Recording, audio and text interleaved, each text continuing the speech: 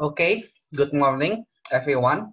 So, first of all, welcome to the new semester. So, let me review a bit about what you have learned in the semester one in calculus class, in my class. So, on the first semester, we have covered about limit and derivative. We talk a lot about limit and we talk more about derivative. And then for the semester, for the second semester, we will focus on integral. Yeah, the last concept of calculus. And for integral, there are two types of integrals. The first one is called indefinite integral.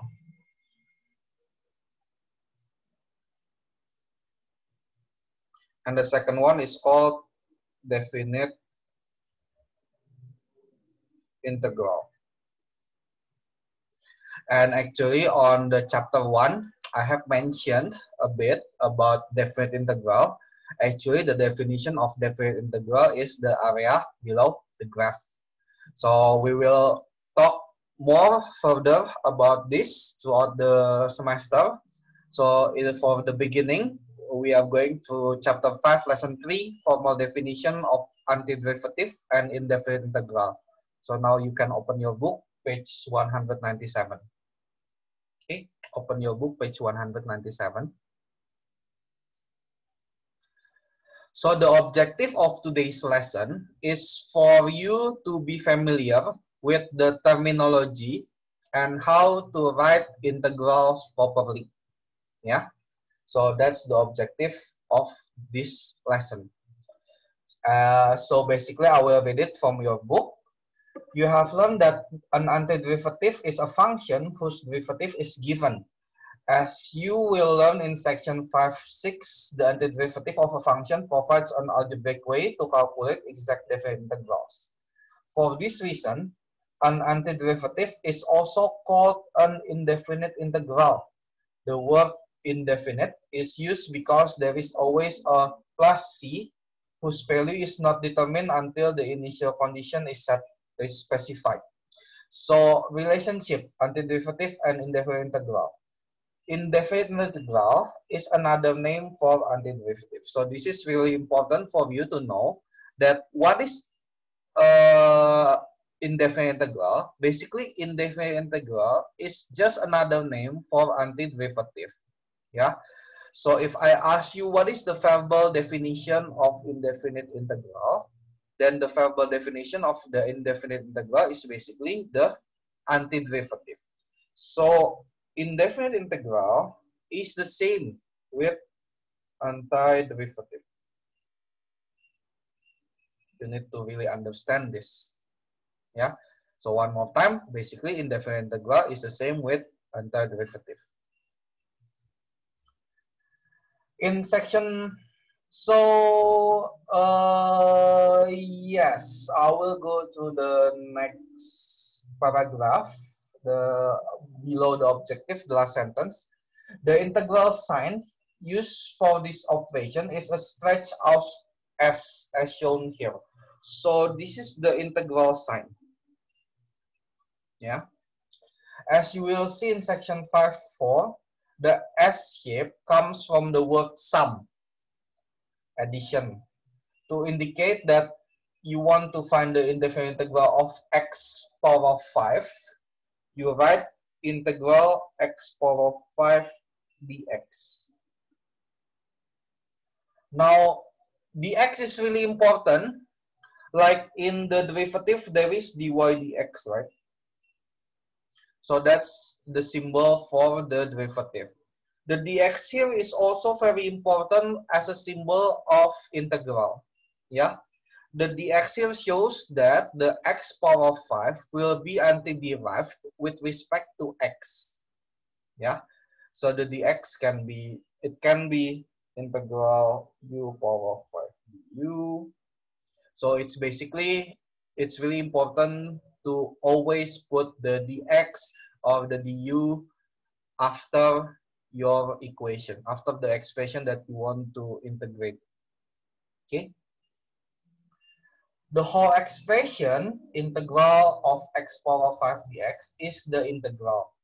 the function x power 5 inside the integral sign is called the integrand.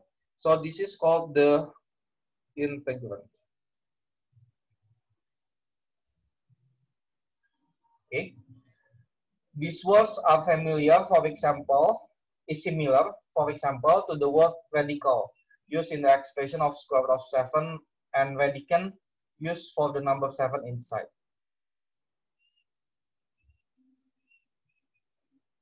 Note that although the x must appear in the integral, only the function x power 5 is called the integrand. Yeah, only the x power 5. The dx is not called the integrand. Writing the answer to an indefinite integral is called evaluating or integrating. Having seen the technique, so you should be recognized that because indefinite integral is basically antiderivative, so you need, if you want to find the integral of x power 5 dx, you need to find a function that is derived. The result is x power 5. That's antiderivative, right?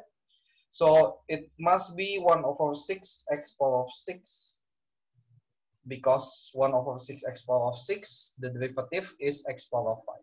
Yeah, and then also don't forget to add plus c, because a constant, if you derive, the result is 0 and it doesn't appear here on the integrand. So you always, when we are talking about indefinite integral, you always have to add the plus c.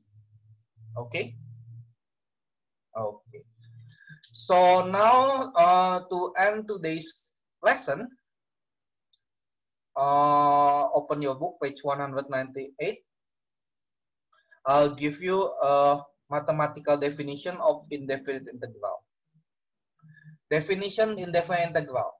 Gx equals integral of fx dx if and only if g prime x is equal to fx. So this is the mathematical definition of indefinite integral. Gx is equal to integral of fx dx if and only if g prime x is equal to fx. Okay. 1 over 6 x power 6 plus c is the integral of x power 5 dx. Why? Because the derivative of 1 over 6 x power 6 is x power 5. So this is the mathematical definition